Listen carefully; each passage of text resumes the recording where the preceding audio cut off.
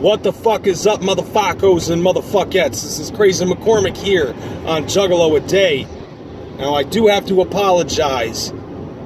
I am in the darkness for two reasons. One, I am for shamed that I could be so fucking stupid to be coming up with such a topic last week and making the rest of the Juggalos on Juggalo a Day have to proceed with that bullshit. I am ashamed of that. And why am I ashamed of that? Because I didn't think about it when I made this topic. It is the season of the pumpkin, motherfuckos and motherfuckettes. The time where we as Juggalos can walk around freely and be ourselves without ridicule. Well, probably not this year, because some dumb motherfuckers have decided to ruin it for the rest of us wicked clowns by dressing up as clowns and scaring the shit out of people. But that's not what the topic of the week is. No, that's already been covered.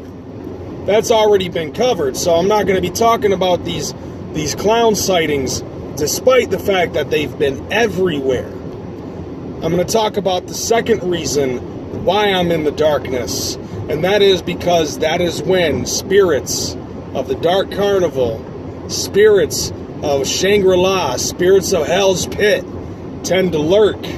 This is their month as well as ours. And so that's going to be the topic of this week. The topic of this week is going to be about paranormal sightings. Paranormal sightings that we, Juggalos and Juggalette, because Miss Juggalette, she's the only one in this sausage fest, have witnessed ourselves. Now, I haven't had very many paranormal sightings, but one that I can remember like it was yesterday dates back to 2004. In 2004, when I met my then girlfriend Ashley, I was in between jobs doing karaoke, and I was also doing delivery service. I was living in the Black Hills in Grand Rapids, Michigan, and I was living in an apartment with 6 other ninjas. Now, I remember this because this was pretty much the first sighting I ever had of paranormal anything. Now, this is what was going down. 2 of my roommates were in a relationship. Amy and Donnie. Donnie was underage. He was about 17 years old. He had emancipated himself, and he was living with us, and his girlfriend Amy was 19. Amy was a believer in Wicca and paganism and shit like that. So what had happened is, this is how the story went. She started having an increased sexual appetite.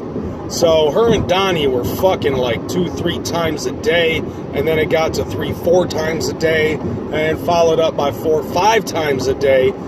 But at the same time, a lot of her energy was being drained. And nobody could figure out what the fuck it was. But I had a friend of mine who I worked with in the delivery service who was a shaman. And he was able to pinpoint exactly what the fuck it is.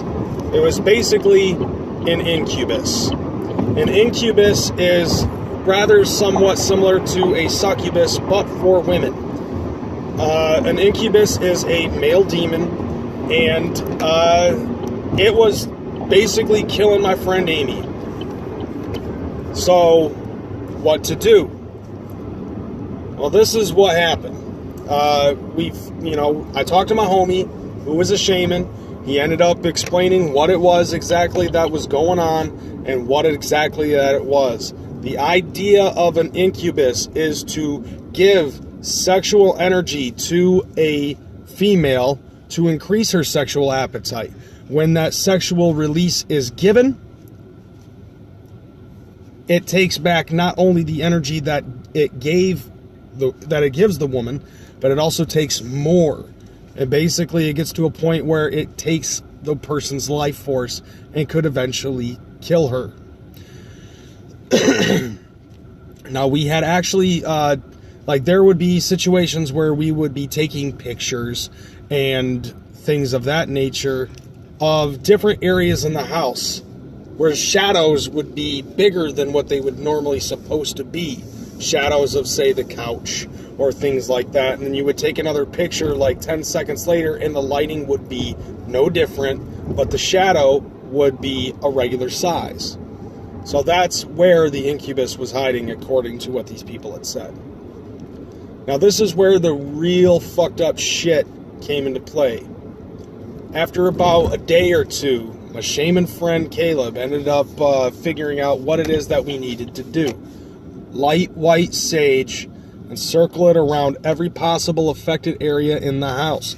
So that way this demon had nowhere to hide. And then we had to recite some incantation. You know, kind of like, you know, charmed power of 3 kind of shit. You know, for you people who don't actually believe in this shit. But this is what actually got me to believe in the paranormal.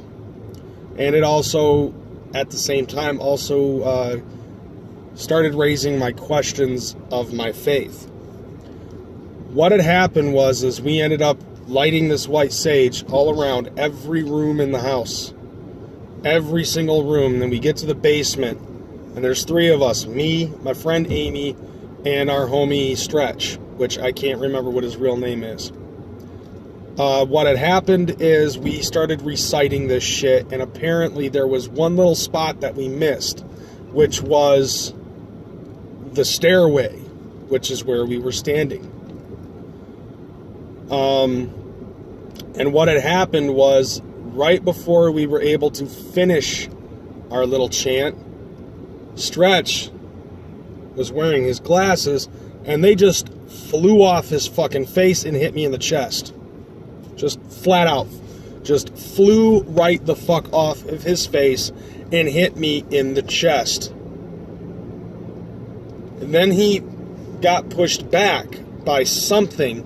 We don't know what it was, but he fell back. Now, I know this wasn't a parlor trick. I know this wasn't made up bullshit, because dude had his hands in his pockets. There was nothing that his glasses could have caught onto because he had short hair and he wasn't wearing a shirt at the time. He was bird-chested the entire time that this was going on. And his glasses literally just flew right off of his face, hit me in the chest, and then he fell back. And within 2 minutes, he had a set of 8 scratch marks going down his chest. That's when I knew that there was something outside of this world, and something that even the Holy Bible could not explain. At the time, I was a Lutheran. And this was even something that the Holy Bible can't explain, is shit like this.